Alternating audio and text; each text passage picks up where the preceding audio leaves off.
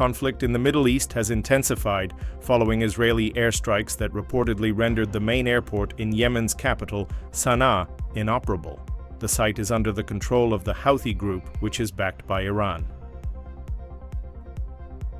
According to local sources, the strikes targeted multiple parts of the airport, including 3 commercial aircraft, the passenger terminal, the runway, and a nearby military facility.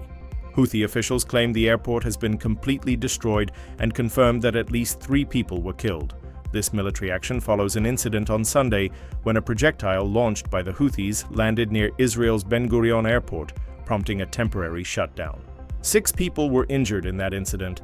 In response, Israeli Prime Minister Benjamin Netanyahu stated that those who strike Israel will be held responsible, saying Israel will decide the timing, method, and target of any retaliation.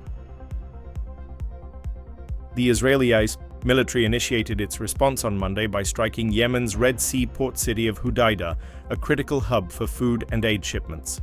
That attack reportedly left at least 4 people dead and dozens injured. A day later, strikes hit Sana'a's airport.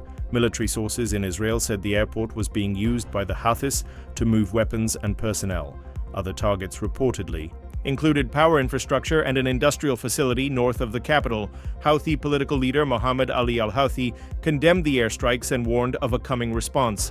He also reiterated the group's support for Palestinians in Gaza and called for Netanyahu to step down.